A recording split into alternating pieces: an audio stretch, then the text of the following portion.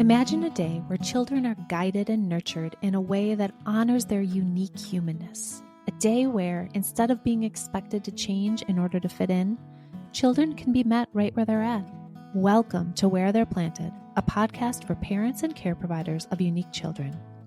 Caring for a child with a developmental, emotional, or behavior challenge, a neurodiverse brain, or difficult early life experiences can be confusing and exhausting. On this podcast, we'll help your child flourish and strengthen their roots by helping you not only understand them, but also gain the skills to help them bloom where they're planted. We'll use brain science, nervous system tools, collaborative strategy sessions, and a deep understanding of the developmental process to create a fertile environment around your child in order to nurture their growth.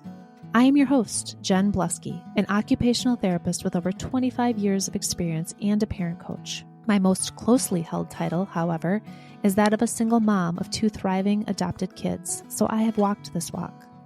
I am truly excited to share, teach, and dive into these important topics on each episode. Welcome back to Where They're Planted. I am just having such a good time talking to you guys about things that are relevant and things that I'm hearing from families, and today is no exception.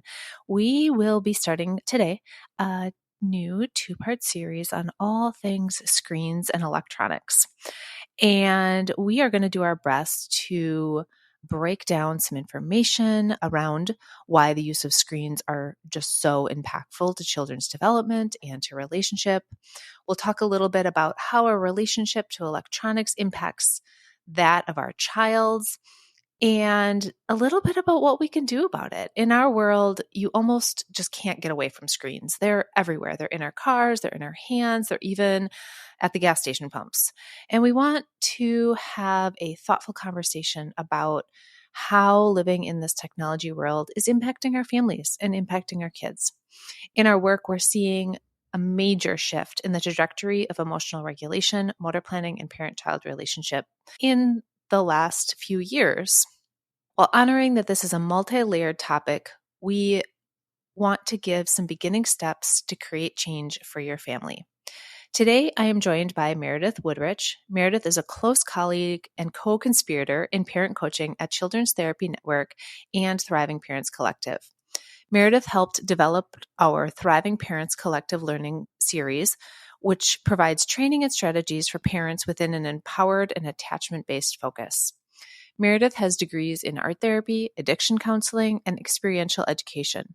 She worked with individuals, groups, and families as an art therapist, counselor, and supervisor in addiction mental health treatment for 30 years.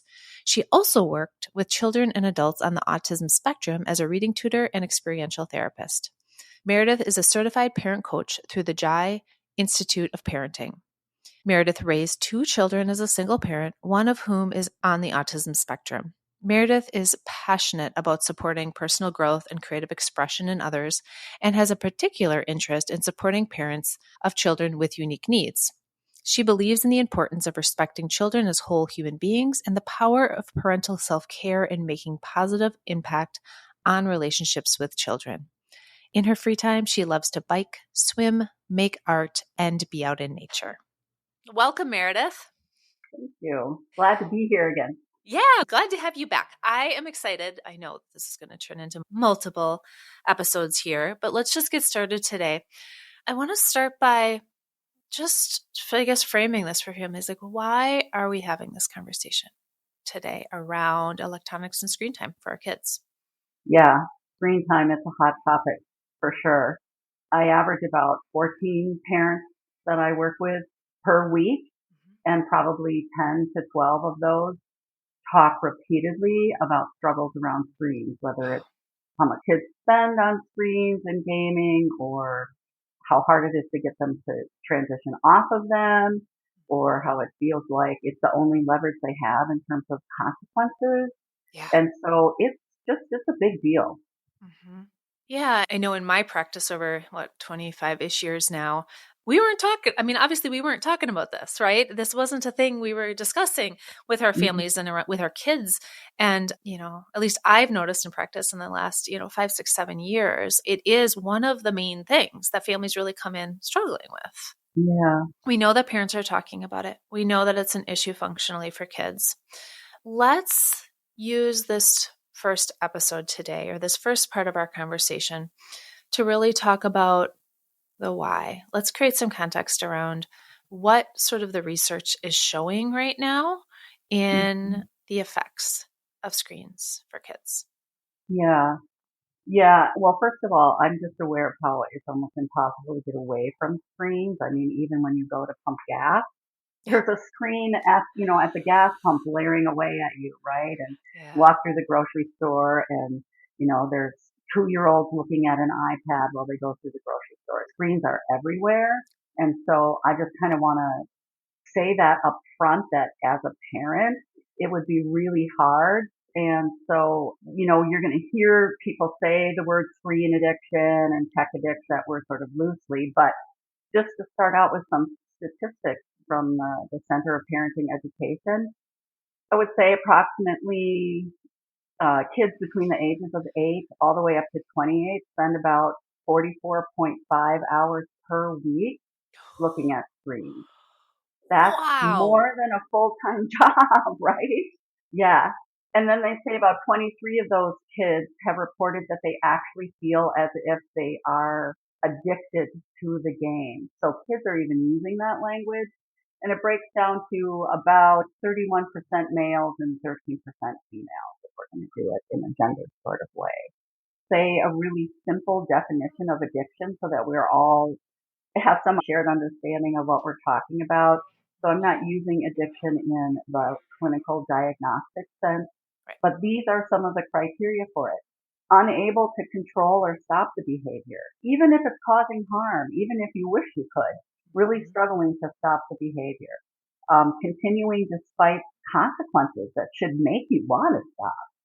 Mhm. Repeatedly using the behavior to change your mood or your state of mind, and building up a tolerance so that like a little bit of it no longer satisfies you in a way and you sort of do more and more, and maybe even experiencing some kind of withdrawal. I think in the sense of gaming and screens, it might just be the anxiety and preoccupation for getting back to the screen when you're not on it. hmm The other thing I notice with so many of our kids is, well, and our adults, like it's not be, is the distress tolerance and sitting in boredom, right? Or Yeah, the sitting in nothing to do when the screen isn't there. I hear that over and over and over again. yeah, yeah. Um, There's a quote from Albert Einstein that I absolutely love that has sort of helped guide my own life to some degree, and that is that daydreaming is essential to mental health and essential to creativity.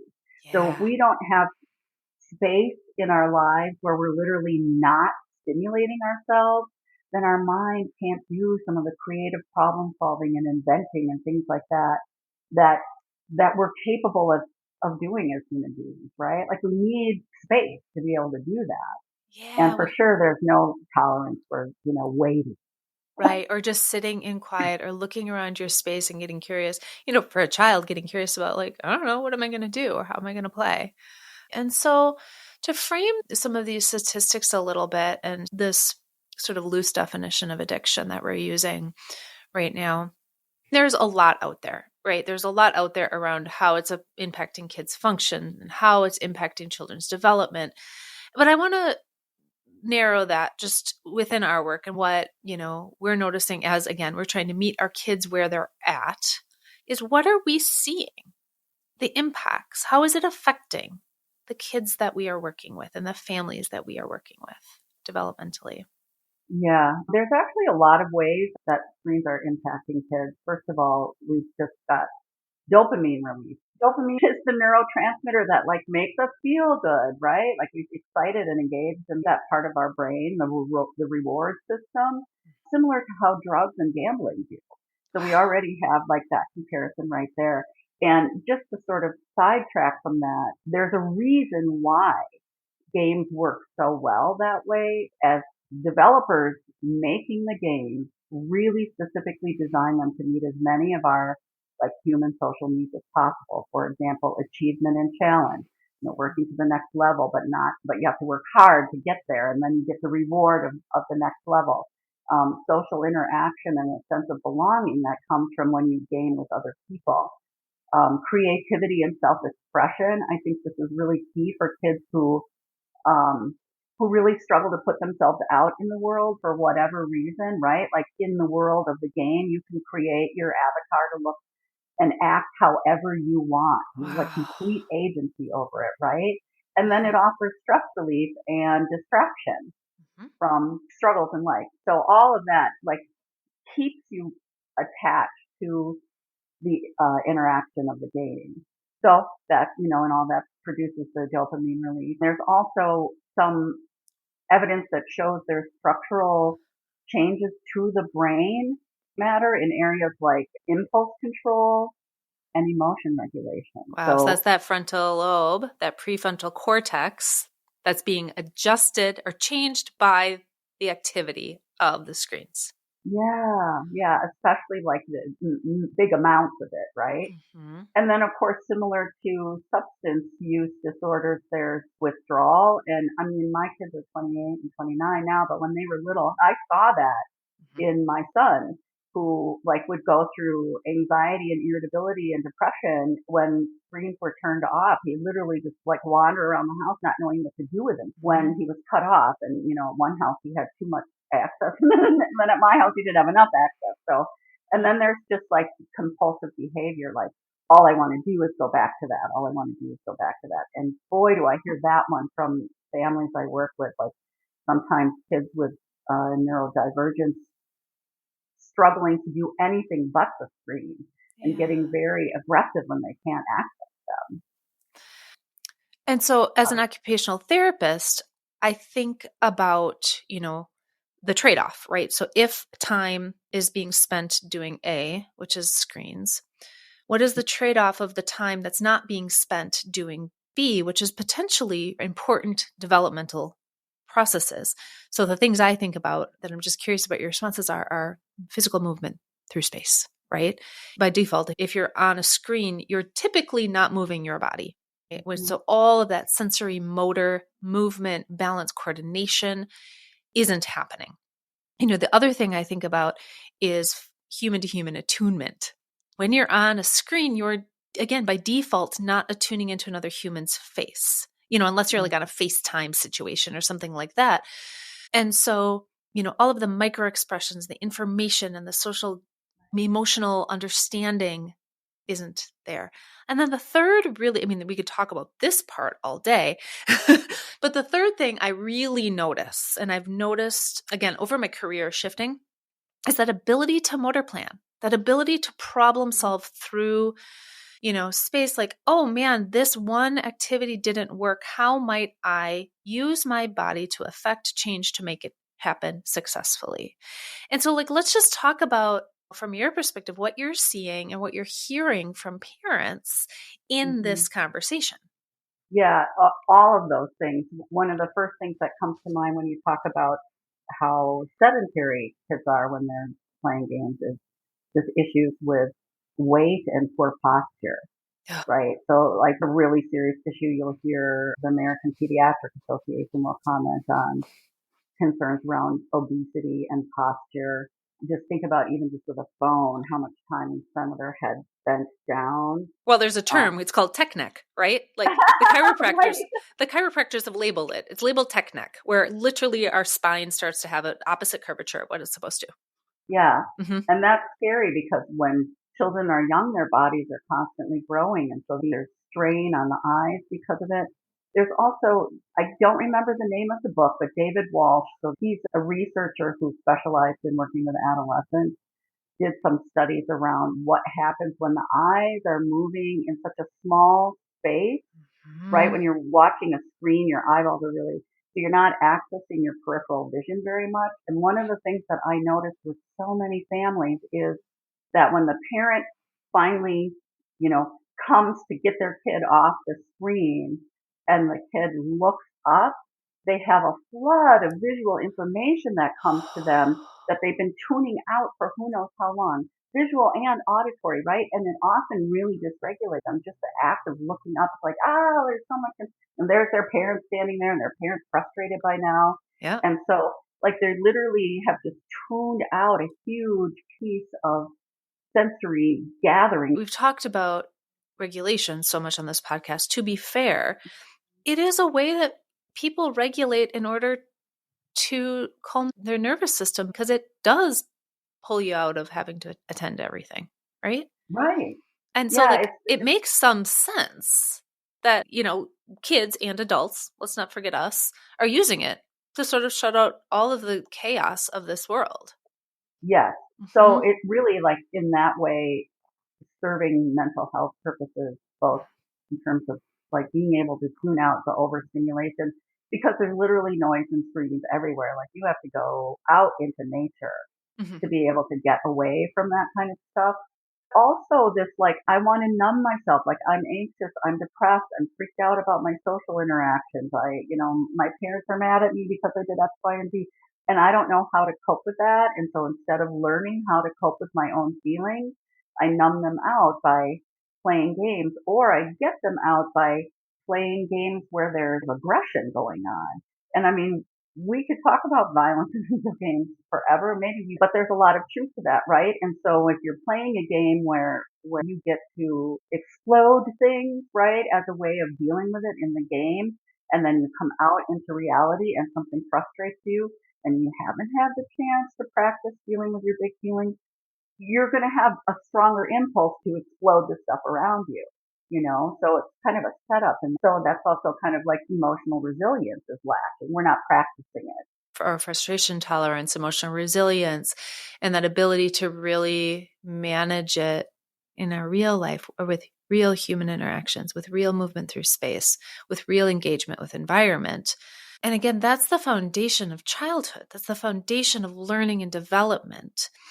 As we're having this conversation about, development, I want to just give it a lens of a neurodivergent brain for a second. Are we noticing things that are different? Are we noticing the tools, meaning the screen, being used differently or having a different effect for our folks with neurodivergent brains?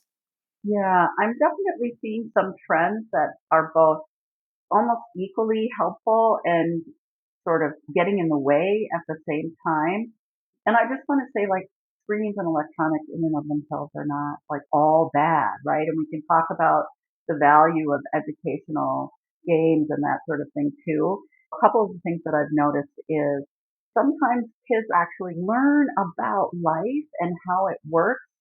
I mean, I know when my son was in high school, he nonverbal communication on YouTube, and then came to me and said, when your eyes do this, it means that. When your face does this, it means that. So, like, he literally just taught himself how to understand social cues by watching YouTube videos about it.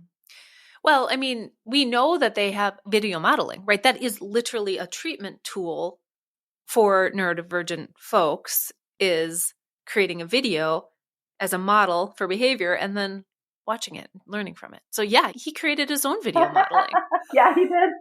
I also think about kids with ADHD and how there's something about the multi-layered stimulation that happens in video games that I think actually sometimes helps kids focus, right? There's a background music, there's other visuals, and then there's the thing you do, and then you get to watch. So it brings their attention in a way that, like, if they were just out and about in the world, there's less of a container for them, and so they maybe struggle more.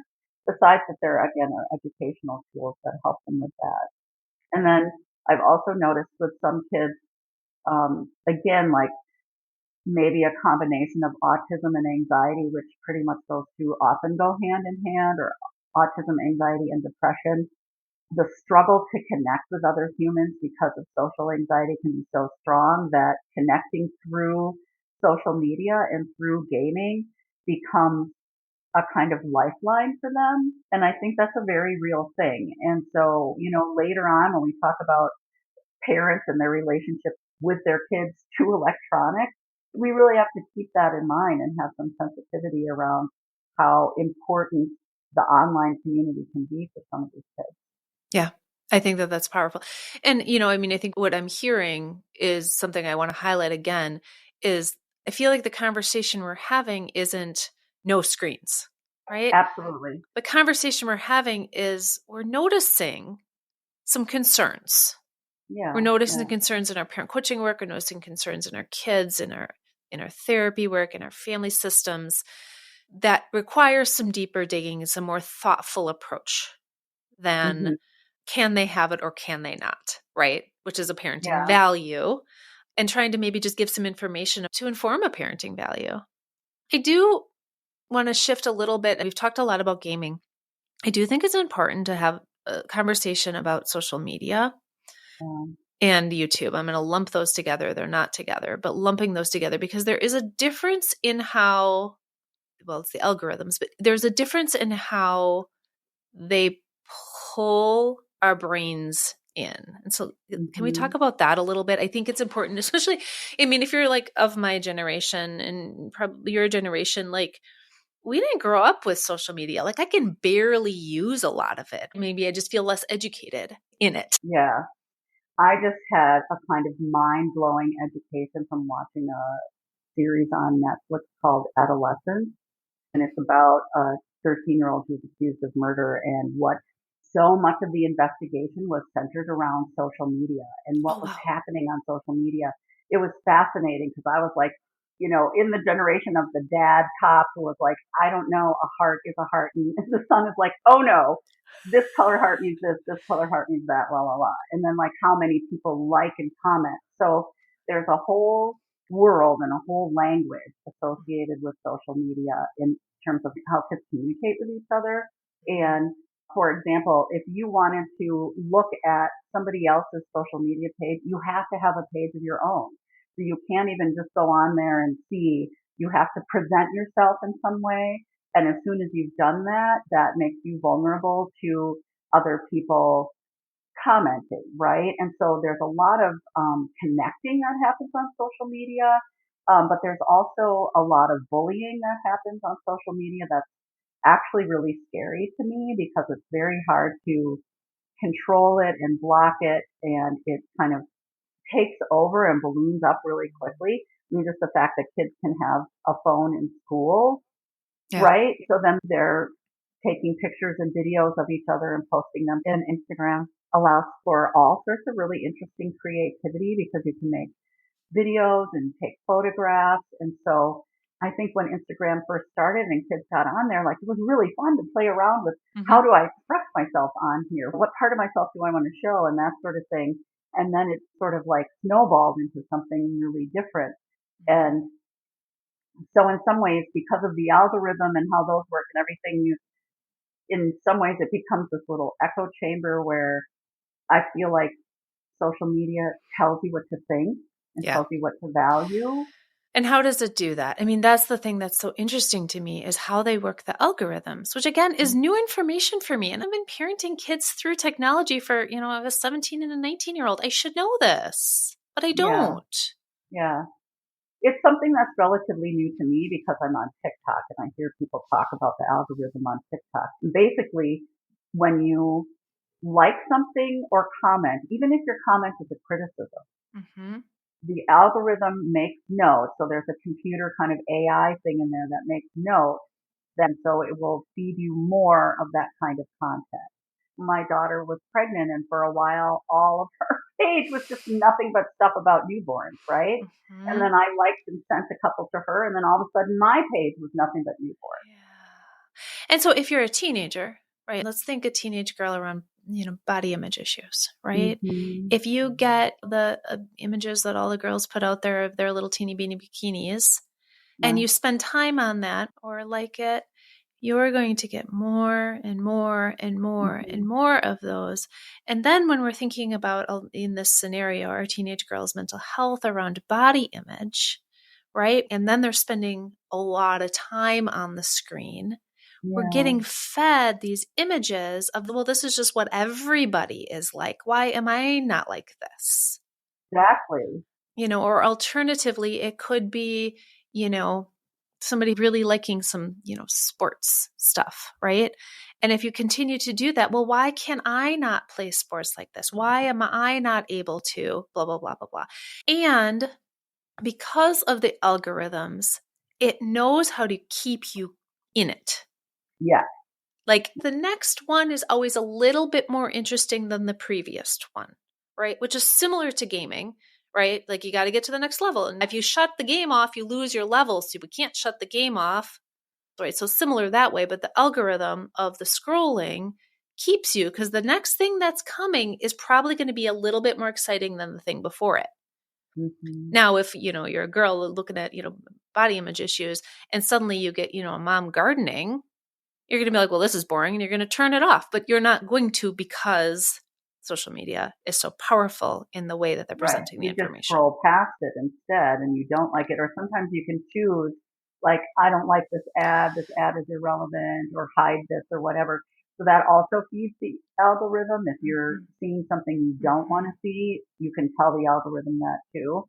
Another factor that just came out in the 90s, but, Photoshop, right? So how many, like the big influencers that are out there, I don't know, Kim Kardashian, I will not be able to name people, but how many of them actually look like that in person? Right? There's so much editing, visual editing, so then kids are getting an even more skewed vision. Not only are they seeing the same body shape over and over again and the same thick lips or whatever, but they're also seeing something that literally isn't real. Or AI generated stuff, that's starting to come out now that just like literally isn't from anything. Oh, real. You can't tell the difference. And you can't tell the difference.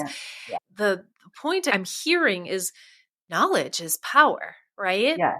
Like if you have a child and are handing them some sort of screen, step one is knowledge is power. Like what are they looking at on that screen? Yeah. And again, I would imagine a lot of parents out there are like me, where I can't keep up with the new social media apps, right? There's always the next one that, my child has already figured out how to have 14, logins to, and I'm still trying to figure out what it's called, right? Like, what's that new one again? And so I really think about knowledge, filling parents up with knowledge, not to make you anxious, right? But to help begin some empowerment. Right. Knowledge is power. There are a couple more things that I think are really important, some of which, again, I got from this book, How to Raise a Healthy Gamer. One of the things that he emphasizes right away in the section of like, how are we going to address this, is especially in the beginning, until you as the parent really do understand, but maybe always, having the gaming happen out in a public area of the house, like not in the privacy of the bedroom, because it's hard not to be anxious in response to this information, but I think that this information is really, really important. You don't know who your child is interacting with on social media and in community games. I mean, your kid might know, like, this is, Jeremy from school or whatever, but you can often interact with other people who get invited into the play area, right? And so we had to be super, super vigilant about who are they talking to, who are they sending pictures to. All of that kind of stuff is really important. So that's one piece of information that's really important to know, like, who are these people, and can we even really know who they are? Yeah. Then another one is, what are they being exposed to in the course of conversation? So again, this is like the early 2000s, where I'm like noticing my son watching YouTube videos of people playing games, which to me was like mind-boggling how that would be interesting, but it was very interesting to him. And sometimes the voices of the people in these games would get my attention, and I would think, like, I do not want you listening to that conversation. You are 12, and this conversation is pornographic and adult. Yeah. Right. So, then I have to figure out, who are you watching? Right. So there's just all sorts of stuff on there, even with parental controls, and kids nowadays are really good at, they're so good. Like bypassing parental controls. I have a family with a 7-year-old who knows how. He's like, Mom, let me fix that. And he can, can switch it all up so that he doesn't have access, but he really does. And, so there's a whole nother level of world out there. Yeah. Yeah. I'm going to start prefacing just a little bit of what we're going to talk about next. It's so multi-layered, and we haven't even talked about what our own relationships to our devices are that we're modeling to our kids, right? Absolutely. Oof, that's a hard one for me, which I think we should talk about next time too. But, clearly if you're listening and you're like, ooh, this might feel like a problem in my home, or this is something I want to change. This is something I want to make different for my family and for my child. It's multi-layered. It's going to take some time, right? And so I want to first put that out there that this takes a little bit of time. And we're going to spend a whole nother episode or two really dissecting what to do. And I know we're just scratching the surface really in the podcast here. But based on what we talked about today, Meredith, is there one thing we can give our parents, something they can think about right now around screens, given this information? Yeah, I guess that one of the things that comes to mind is having more awareness around what purpose the screens are serving for your kids. Yeah. So I could break it into two main categories, interactive and passive use of screens. Interactive use of screens might be an educational tool. It might be gaming where you're interacting with other people while you're gaming. Passive use of screens might be scrolling through social media where you're not really doing it. You're just taking in information, or you're just numbing yourself by scrolling. You're not even really interacting, or maybe you like something now and then. Or you're watching shows, but you're not interacting. You're watching people game, but you're not playing the game. Because I think when kids are doing the passive use of screens, they could be doing something else, whatever that need is. Huh. Okay. Yeah. And so really just step one isn't step in and change what your kid is doing. Step one is pay attention. Maybe ask some questions. Maybe get curious. What are you looking at, kiddo? Show me. Right? Can I see the game? Can I watch the game with you? Can I have a set of headphones too? Right? Yeah. Might be a step one to really shifting it. I would also add a step one might be at the same time paying attention to how we are using our screens. When are we picking it up and using What it? are we modeling? Yeah. There are studies out there that show that like when one person picks up a phone, everyone else in the room at like do, and then they all pick up their phone. Or if a phone is even just sitting on the table face down, it changes the quality of the conversation. And if a phone isn't visually present at all. Yeah. Right. And so like with most things with parenting, the first step is our own awareness of ourselves and how we're engaging in the issue. Yeah, it's so powerful. And so I think that, as this first step, till we come back and sort of start scratching the surface of what to do, is just let's pay attention. Let's just pay attention. Let's get curious. Let's ask our kids. Let's talk about it. Let's have conversation, not in a judgmental way, but let's just talk. Yeah, just get curious. Exactly that. I think that's an important word. Yeah. Curious. Awesome. All right. Well, I think I'm going to leave it there today. Thanks, Meredith. All right. Thank you. Hello, Where They're Planted listeners. I wanted to pop on here and remind you of our Thriving Parents Collective online courses. If you like what you hear on this podcast and are seeking more, check out this resource. This course offers you over 9 educational videos and 50 pages of self-reflective workbook in order to guide you through the process of integrating connected parenting strategies into your day-to-day life. Listen when it's convenient for you, and use the content as the foundation for a shared language between you and your partner or family members. In addition, access one-to-one sessions with a parent coach to support individualized strategies to help you meet your child right where they're planted. For listeners, access this course for $99 by using the code THRIVING at the checkout. We look forward to having you join our Thriving Parents Collective. Where They're Planted is a Lit Path Studios podcast and is produced by Jamie Gale and Jen Bluske. Music is by Gaston Reen and Pod 5. Thank you for loving your child right where they're planted.